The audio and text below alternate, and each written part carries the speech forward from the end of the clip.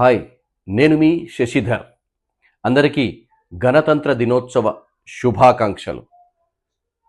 ఈ 77వ గణతంత్ర దినోత్సవం సందర్భంగా దేశమంతా ఒక చర్చ జరుగుతుంది వందే మాతర గీతం గురించి. అసలు ఈ వందే మాతర గీతం ఏంటి, ఈ గీతం యొక్క చరిత్ర ఏంటి ఒక్కసారి చూద్దాం. బంకిం చంద్ర చటర్జీ మనకు అందించినటువంటి ఒక గొప్ప దేశభక్తి గీతమే వందే మాతరం. ఇది మొదట సంస్కృతంలో, బెంగాలీలో ఇది రాయడం జరిగింది. ఆనందమఠం నవలలో భాగంగా ఉన్నటువంటి గీతమే వందే మాతర గీతం. మరి ఆనాడు బంకిం చంద్ర చటర్జీ దీన్ని 6 చరణాలతో రాయడం జరిగింది.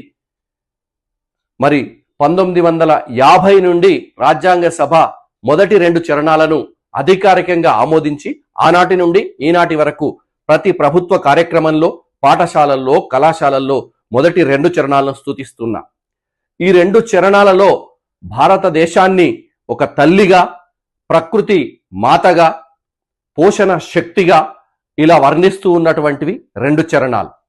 మరి మిగతా 4 చరణాల్లో ఈ భారతదేశాన్ని ఒక మాతృమూర్తిగా, లక్ష్మిగా, సరస్వతిగా, దుర్గగా మరి బంకిం చంద్ర చటర్జీ వర్ణించడం జరిగింది.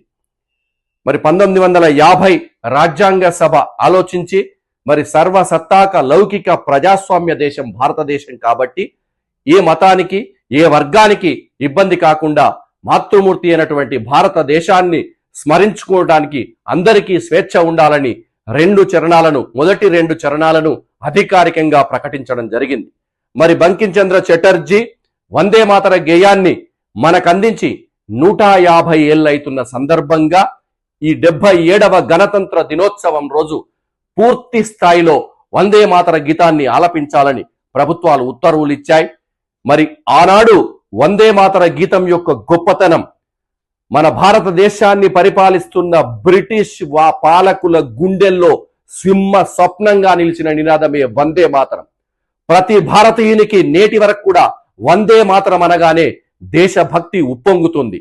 మరి ఈ గణతంత్ర దినోత్సవం సందర్భంగా ప్రభుత్వం ఆదేశించిన విధానంగా 77వ గణతంత్ర దినోత్సవం సందర్భంగా బంకిం చంద్ర చటర్జీ మహానుభావుడు దేశానికి స్వాతంత్రోద్యమంలో బ్రహ్మాస్త్రంలా అందించినటువంటి వందే మాతర గీతం 6 చరణాలను సామూహికంగా అందరం ఆలపిద్దాం.